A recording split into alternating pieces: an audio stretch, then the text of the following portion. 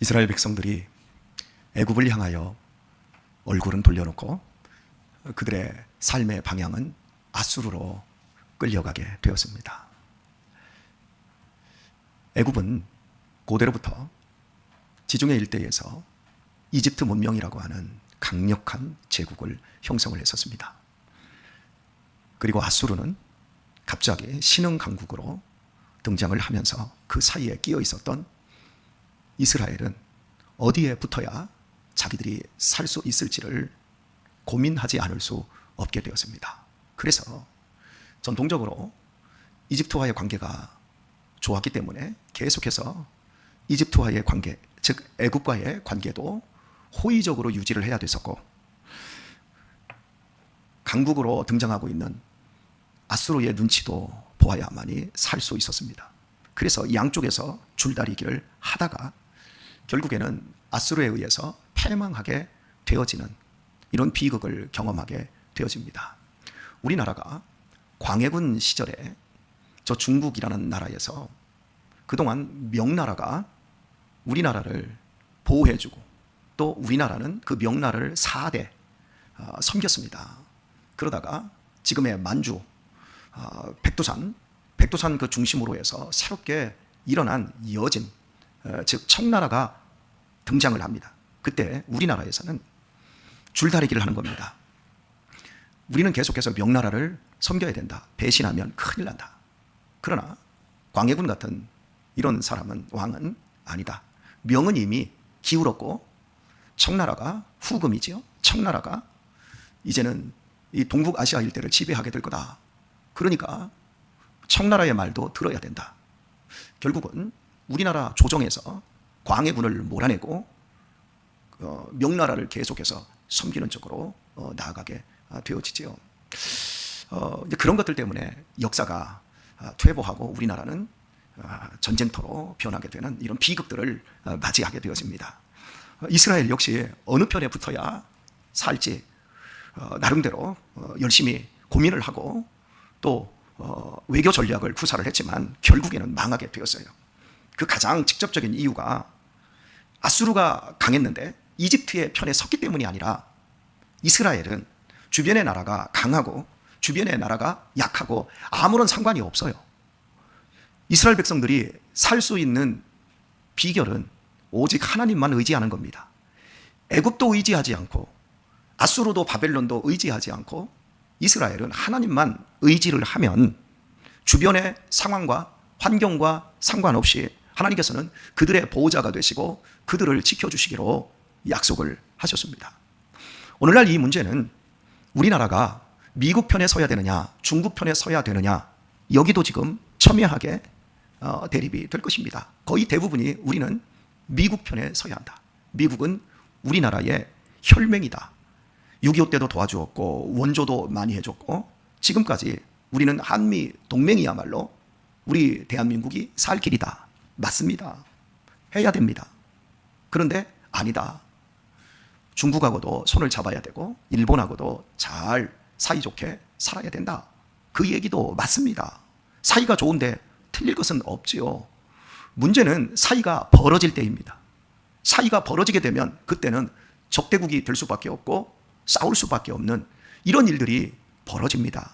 어제도 아주 강하게 이렇게 표현을 했습니다. 미국이 우리를 미척간데 그냥 도와주냐, 중국이 우리를 미척간데 그냥 도와주냐. 그들에게 이점이 있고 그들이 우리나라에서 도와주어서 취할 것이 있으니까 도와주는 거다. 여러분, 러시아와 우크라이나가 전쟁 중에 지금 우크라이나가 완전히 잿더미가 되지 않았습니까? 그런데 생각해 보십시오. 러시아와 우크라이나는 소비에트 연방, 즉 소련이었을 때 한 나라였습니다. 그런데 싸웁니다. 우크라이나를 미국이, 저 유럽이 엄청나게 도와주었습니다. 왜냐하면 저 미국과 저 러시아 공산주의 국가와 저 유럽이라고 하는 자유민주주의 국가의 중간의 완충지대라고 해서 얼마나 도와줬습니까? 그런데 막상 전쟁이 나니까 도와주지를 않잖아요. 버림받잖아요. 같은 나라였고 혈맹이라고 하는데도 전쟁 물자만 조금 도와주어서 어차피 만들어 오는 군비 전쟁 물자 그거 또 다 소진을 해야 또 방위산업체에서 그것도 만들어내서 산업이 돌아가니까 그 정도 선에서만 하지, 거기에 수만 명, 수십만 명이 죽고 다치고 집을 잃고 유랑민이 되어도 안 도와주잖아요. 이게 굉장히 무서운 거예요. 자기 나라에 이속이 없는 일들을 도와줄 리가 없는 거죠. 그래서 우리나라가 어떻게 살 수 있느냐, 자칫하면 버려질 수도 있지 않겠느냐, 이런 이야기들을 이제 현실적으로 하는 사람들이 생기게 되었습니다. 영원한 우방은 없는 거예요. 예. 미국이라는 나라는 신미 사변 일으켜서 우리나라에 쳐들어왔어요. 그러니까 구한 말에 우리나라 일산, 강화도, 그 일산까지 다 정복을 하고 많은 사람들이 그때 죽임을 당했습니다. 미국이라는 나라가 우리나라를 도와주었다라만 생각하지, 역사의 부침 속에서 그 뒷역사, 우방이 적이 될 수 있고 또 적이 우방이 될 수도 있는 겁니다. 그러나 미척건대 도와주냐? 이 말이 통하는 한 분이 계신데 그분은 하나님이십니다. 하나님은 정말 미치셨어요. 우리를 사랑하시고 우리를 당신의 품으로 안기 위해서 아들을 십자가에 못 박으셨어요. 그리고 우리를 구원하셨어요. 그리고 하나님은 내가 그 얼굴을 네게로 향하여 들고 있다. 그 얼굴빛을 너에게 비추고 있다. 그러니 너희도 내 얼굴을 바라라. 이게 이스라엘 백성들이 살 수 있는 방법이었고, 오늘 이 시대를 살아가는 우리에게도 동일하게 지켜져야 될 삶의 철학과 같은 겁니다. 우리는 은혜로 이 땅을 살고 있습니다. 우리가 살고 죽는 건 모두 하나님의 손에 있습니다. 내 힘과 내 결심으로 되어지는 것이 아니고 하나님의 뜻입니다. 우리 신영순 권사님께서는 제가 지금까지 이렇게 지켜본 결과 얼굴이 붓지를 않아요. 민 장로님 병간호 하실 때도 많이 피곤하시고 그럴 텐데, 그러면 대개는 얼굴이 붓습니다. 근데 안 붓더라고요. 새벽에 봬도, 저녁 늦게 봬도 얼굴이 붓지를 않아요. 그래서 제가 오늘은 권사님은 얼굴이 붓지 않습니다. 그랬더니 우리 권사님께서는 얼굴이 붓지 않아서, 얼굴이 작고 붓지 않아서 옷을 사러 가면 사람들이 사이즈를 적게 보는데 실은 제가 좀 두껍게 있습니다. 이제 그렇게 표현을 하세요. 하나님이 우리를 향해서, 하나님은 전혀 변함이 없는 그 은혜로 우리 편이 되어주고 계십니다. 우리 편이신 그 하나님을 우리가 그 얼굴을 뒤로 돌리게 하는 것이야말로 가장 큰 비극입니다. 세상은 부도난 수표와 같습니다. 부도난 수표를 가지고 있어야 아무짝에도 쓸모가 없습니다. 혹시 여러분 주식을 하는데 휴지 조각된 주식이라고 말을 하잖아요. 이 세상에서 아무리 강대국도, 아무리 돈이 많은 사람도, 아무리 권력이 큰 사람이라 할지라도 그들은 백지수표, 이미 부도난 것이고 그들은 그냥 휴지 조각에 불과한 것을 움켜쥐고 있을 뿐입니다. 한 나라의 흥망성쇠가 하나님께 있습니다. 그 하나님을 의지할 때 그 나라는 강해질 수밖에 없는 겁니다. 동남아와 남미 쪽에 가게 되어지면 확인되어지는 것이 성적인 문란입니다. 성에 대한 개념 자체가 없어요. 우리 목사님들 가운데서 이제 수고를 나오셔서 고등학교를 졸업하고 원양어선을 타시고 또 상선 같은 걸 타시고 굉장히 큰 컨테이너선을 타시고 세계를 이렇게 돌아다니셨던 목사님 한 분이 계세요. 그 목사님하고 얼마 전에 이야기를 하면서 듣게 되었는데, 이분이 남미에도 가고 유럽에도 가고 또 이쪽 동남아시아 쪽에 뭐 필리핀이라든지 말레이시아라든지 이런 나라도 이제 가게 되었습니다. 가면 부두에 배가 정착을 해서 하역을 하지 않습니까? 그 기간 동안 예를 들어서 그 남미 쪽에 있다 그러면 딱 부두에서 이 직원들이 내리자마자 사람들이 달려붙는답니다. 그러면서 예쁜 아가씨들이 우리 집에 가자, 우리 집에서 밥도 먹고 우리 집에서 함께 자자, 이렇게 한답니다. 이제 배가 이제 오고 가는 동안에 오랜 시간 바다에 있었던 사람들은 이제 내리면 거의 믿지 않는 넌 크리스찬들은 거의 대부분 따라간답니다. 따라가는데 가면 이제 집으로 간다는 거예요. 우리나라들처럼 무슨 뭐 오피스텔, 호텔 이런 데로 가는 게 아니라 그냥 그 아가씨 집으로 간다는 거예요. 아가씨 집으로 가서 방도 뭐 없답니다. 2칸짜리 되는데 그냥 자기 엄마 있고 아버지 있고 그러는데 데려가서 밥도 먹고 그리고 뭐 성적으로도 다 이제 매춘을 하는 거예요. 근데 기가 막힌 건 뭐냐면 아가씨인 줄 알고 갔는데 나중에 그 집에서 나올 때 보면 소개를 한답니다. 이 사람은 내 남편이고. 그 남편이 있는 거예요. 남편이 있는데 옆 방에서 매춘을 하는 거예요. 그게 아무렇지도 않은 거예요. 그냥 먹고 사는 것과 그런 매춘하는 것은 그냥 먹고 사는 문제이지 그런 부분에 대한 관념 자체가 없는 거예요. 보통 14세, 13세 이 정도 되면 애들이 거의 임신을 하고 애를 낳고, 그러니까 이렇게 되니까 애들을 낳기만 하지 교육이 안 되는 거고, 가정 윤리가 없다 보니까 먹고 사는 게 우선이니까 남편은 뒤에서 이쪽 방에 있고 외간 남자 불러서 이런 식으로 성 매춘을 해서 먹고 사니 가정 윤리가 없지요. 그런 나라가 어떻게 강할 수가 있겠냐는 거죠. 그런데 하나님의 말씀 안에서 믿음이 들어가면, 하나님을 경외하고 하나님을 의지하면 하나님만 바라보지요. 그리고요, 일하는 시간과 쉬는 시간이 철저하게 가려지지요. 살인하지 않지요. 간음하지 않지요. 이웃의 것을 탐내지 않지요. 거짓 증언하지 않지요. 부모를 효도하고 공경하지요. 그 삶, 그러니까 보여지는 총칼을 가진 것보다 더 중요한 것은 그 보이지 않는 그 사회를 지탱하고 있는 힘, 그것이 그 사회를 강하게 하는 거예요. 우리 대한민국 사람들은 아무리 가난해도 내 아내를 매춘행위를 시켜서 온 가족이 그걸 뜯어먹지는 않을 겁니다. 만약에 그렇게 한다면 아마 온 가족이 같이 죽자 할 겁니다. 그만큼 가족을 지켜내요. 우리의 부모들이 자녀들을 얼마나 끔찍하게 아끼고 사랑합니까? 안 버립니다. 그런데 그런 나라는 아이들을 버리는 거예요. 여러분, 이 잡아주는 힘이 없는데 어떻게 강할 수가 있을까요? 다 모래가리지요. 법을 지키는 사람이 이상하고. 우리 인간의 삶 속에서 가장 중요한 것, 그 힘은 모두 믿음의 힘입니다. 그 힘은 하나님으로부터 나옵니다.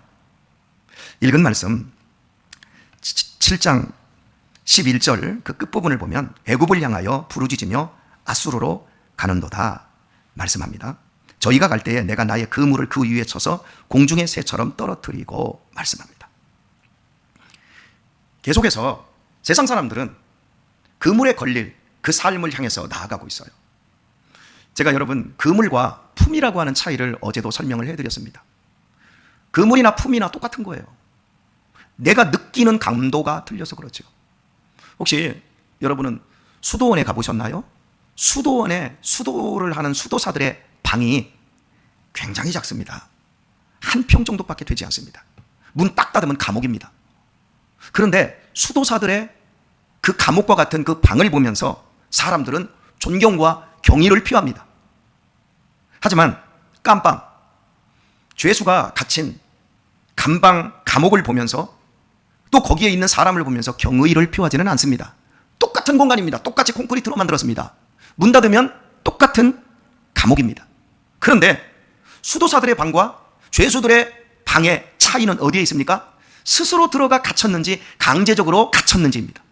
스스로 경건하기 위해서 내 자신을 세상으로부터 분리하고 내 자신을 보호를 할 때, 그때 우리는 경건해지고 내면의 힘이 더 강력해질 수 있습니다. 하지만 타의에 의해서 죄를 짓고 감옥에 들어간 사람은 자기 자의적인 힘이 없어요. 죄의 힘, 욕망, 쾌락, 자기의 분노를 표출하며 폭력을 사용하고 법을 어기는 그 힘으로 인해서 뭔가를 지키고 자기를 다듬어낼 힘 자체가 없는 거예요. 스스로가 선택하면 그것은 어마어마한 하나님의 품이 되는 것이고, 어쩔 수 없이 끌려가서 갇히게 되면 그것은 그물이 되는 거예요. 사람들은 세상을 한번 잘 살아볼 품이라고 여기는 것 같습니다. 그건 품 아니에요. 그것은 사냥꾼의 올무예요. 올무. 걸리면 빠져나올 수 없는 수렁이에요. 그런데 그곳에서 사람들은 진탕 먹고 돈만 많으면 행복이라고 착각을 합니다. 그런 자리에서 하나님께서 우리를 꺼집어내어 주셔서요, 부도난 세상에서 우리를 꺼집어내어 절대 부도나지 않고 절대 잘못되지 않는 영원한 복락과 생명 가운데로 하나님이 우리를 꺼집어내셨습니다. 그래서 오늘 우리는 이 교회라고 하는 것을 통해서 품을 느끼고 품을 누립니다. 사랑하는 교회 여러분, 여러분의 삶에 대해서 어떤 경우에도 안심할 수 있기를 바랍니다. 우리의 삶에 실수와 허물이 드러나고 부끄러움으로 말미암아 하나님 죄송합니다, 이런 마음이 있어도 우리는 배짱이 있어야 됩니다. 하나님은 하나님이시잖아요. 그 하나님은 우리를 받아주시잖아요. 그 하나님은 우리를 새롭게 하시잖아요. 우리가 죄 가운데 있어도 하나님은 우리를 모든 고집과 우리의 무지와 우리의 욕심을 끌어내시고 우리를 합력하여 선을 이루어내사 우리를 결국 자라나게 하시고 우리를 영글게 하시고 우리를 복되게 만들어내시고 계시지 않습니까? 하나님을 사랑하는 자, 곧 그 뜻대로 부르심을 입은 자들에게는 모든 것이 합력하여 선을 이루느니라. 할렐루야. 여러분, 우리가 모자라면 하나님은 별의별 방법을 통해서도 우리를 깨닫게 하십니다. 얼마 전에 우리 유신이에게 제가 한 방 먹었습니다. 한참 이야기를 하는데 이 녀석이 저한테 그러더라고요. 아버지는 아버지잖아요. 아버지는 아버지니까 아버지가 나보다 더 참으셔야 되잖아요. 아버지는 아버지니까 아버지 이거 해주셔야 되잖아요. 아니, 그 얘기를 하는데 아버지는 아버지니까 해야 된다. 그래서 쟤는 이렇게 말했습니다. 야, 너는 내 아들이잖아. 너는 아들이니까 내 말을 잘 들어야지. 그랬더니 아버지 잘 듣잖아, 이만큼이면. 그러면서 아버지가 더 잘하라는 거예요. 그래서 제가 나중에 그랬어요. 그래, 알았어. 아버지니까 더 잘할게. 이렇게 해놓고 제가 제 자신을 돌아보며 제 신앙을 다시 한번 보았습니다. 하나님은 하나님이십니다. 어떤 하나님입니까? 우리를 사랑하는데 미쳐버린 하나님. 그래서 어떤 경우에도 우리를 도와주시는 하나님. 이럴 때 아멘을 좀 세게 하면 얼마나 박자가 잘 맞을까요? 하나님은 어떤 경우에도 우리를 도우시는 하나님이십니다. 이제야 박자가 맞습니다. 이렇게 해야 돼요. 여러분, 용기 내세요. 맨날 벌레만도 못한 인간 뭐 하면서 뭐 이러지 마시고 하나님이 우리를 얼마나 좋아하시는지, 하나님이 얼마나 우리를 예뻐하시는지, 우리 때문에 얼마나 즐거워하시는지를 생각하시기를 축복합니다.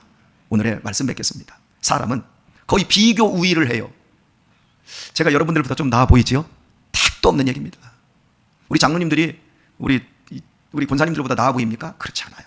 사람은 다 거기서 거기에요. 우리 한국교회에 개혁주의를 대표하는 목사님 한 분이 계십니다. 책도 참 많이 쓰셨어요.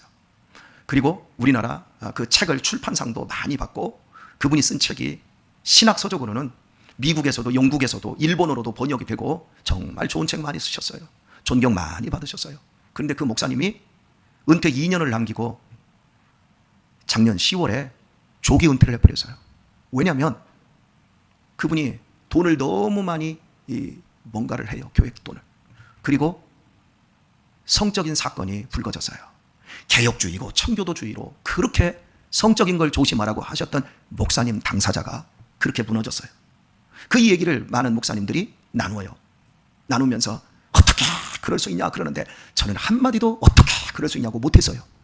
왜냐하면 여러분, 그 목사님은 실제 행동으로 옮겼지만 저는 제 마음에 그런 음란한 죄와 돈의 욕심이 이 안에 죄라고 하는 근성으로 가지고 있기 때문에 그래요.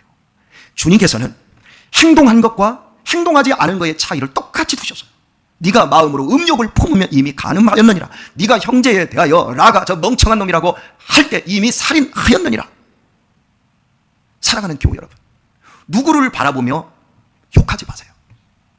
비교 우위 속에서 나는 괜찮은 사람이다, 목에 힘주려고 하지 마세요. 목에 칼이 돌아도 나는 옳은 소리를 해야 됩니다 라고 하는 그런 사람 되지 마세요. 따뜻한 사람 되세요. 하나님께서 이런 나쁜 우리를 편들어 주신 거예요. 이런 못난 우리를 미친 사랑으로 사랑하시기 때문에 당신의 의로 우리를 구원하셨고 우리를 보호하시며 우리를 천국 가는 그날까지 지키시고 계시는 겁니다. 그러니까 나보다 조금 못한 거, 내가 좀 잘하는 거, 그거 비교하면서 비교 우위 속에서 교만 떨지 말자는 말이에요. 누가요? 제가 제일 먼저 그걸 잘해야 돼요. 웃으셔야 돼요. 얼굴 좀 살려보세요. 웃는 게 가장 큰 실력이라고 그랬잖아요. 교회 와서 막 울고 소리 목청껏 데시벨 100데시벨 해가지고 막 소리를 지르고, 그것이 하나님의 신앙의 정석처럼 여겨던 시절이 있었지만 어디 그게 신앙입니까? 그렇게 부르짖어 놓고 울고 그래놓고 집에 와가지고 부부싸움 쳐부시고 남의 호박밭에 들어가서 호박 따오고, 여러분 그게 아니라 진짜 신앙의 실력은 하나님이 내 편이시니까 웃어야 된다니까요. 제 설교도 좀 웃겨야 된다니까요. 그게 실력인데 저는 아직 실력이 모자라서 아직도 우격다짐으로 여러분에게 협박조로 제가 설교하고 있는 겁니다. 사랑하는 교회 여러분, 우리 다 거기서 거깁니다. 믿습니까? 그러니 우리 서로 불쌍히 여겨주면서 너 누구 편이야? 미국 편이야? 너 중국 편이야? 너 진보야? 너 보수야? 그런 얘기는 저 국회의사당 하는 사람들에게 맡기고, 너 누구 편이야? 예수님 편? 나도 예수님 편이야. 그러면 니까짓 게 그러지 마시고, 그러니? 너 누구 의지해? 너 솔직하게 얼굴은 하나님께로 향한 것처럼 하면서 솔직하게 너 돈 쫓아가지? 그렇게 까발리지 말고, 너 하나님이 그렇게 좋아? 나도 좋아. 여러분, 우리 서로 하나님 편을 들어주시며 우리의 믿음을 인정해주며 따뜻하고 아름다운 공동체 믿음의 삶을 살아가도록 하십시다. 제발 웃으십시다. 제발 너그러워지십시다. 더 넉넉해지십시다. 오늘 개천절입니다. 하늘이 열리는 날입니다. 여러분의 마음이 열리고 여러분의 가정이 열려서 행복이 쏟아 들어와 주시기를 축복합니다.